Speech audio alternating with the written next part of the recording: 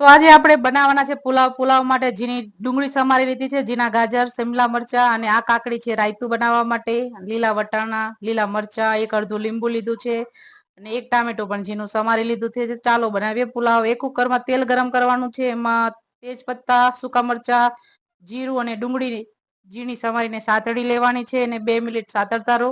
પછી ગાજર નાખી દેવાના છે, ગાજરને પણ સાતળી લેવાના છે. પછી લીલા વટાણા નાખી દેવાના છે, એને પણ સાતળી લેવાના છે. 2 મિનિટ બરાબર સાતળી લેવાનું છે બધું શાકભાજી.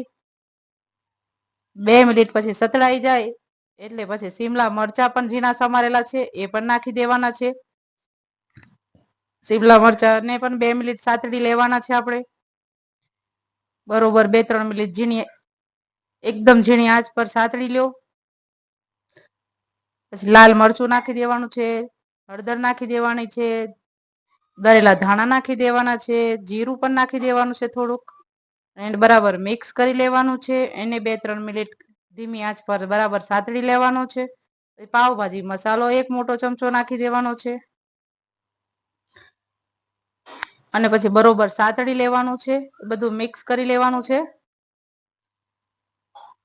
બધું બરાબર સતળાઈ જાય પછી એમાં 1 લોટો ભરીને પાણી નાખી દેવાનું છે. આ 4 થી 5 વ્યક્તિ જમે એટલો પુલાવ બનાવ્યો છે આપણે. 1 લોટો ભરી પાણી નાખી પછી એમાં ચોખા પણ નાખી દેવાના છે, પાણી ઉકળી જાય એટલે. ચોખા નાખી બરોબર મિક્સ કરી લેવાનું છે. બરોબર મિક્સ કરીને એને બરાબર ઉકળવા દેવાનું છે. મીઠું સ્વાદ અનુસાર નાખી દેવાનું છે. બરોબર મિક્સ કરી લેવાનું છે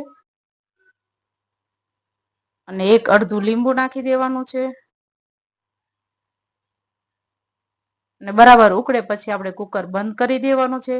4 થી 5 વિસલ વગાડી દેવાની છે એટલે આપણો પુલાવ રેડી થઈ જાય.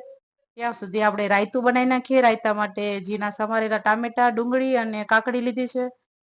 એમાં દહીં 2-3 ચમચા નાખી દેવાનું છે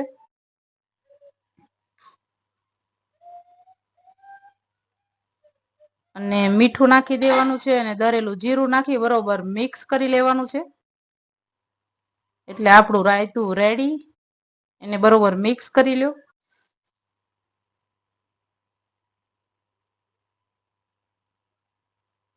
મિક્સ પુલાવ રેડી થઈ ગયો છે. મારો આ વિડીયો તમને ગમ્યો હોય તો લાઈક, શેર, સબસ્ક્રાઈબ કરી દેજો મિત્રો.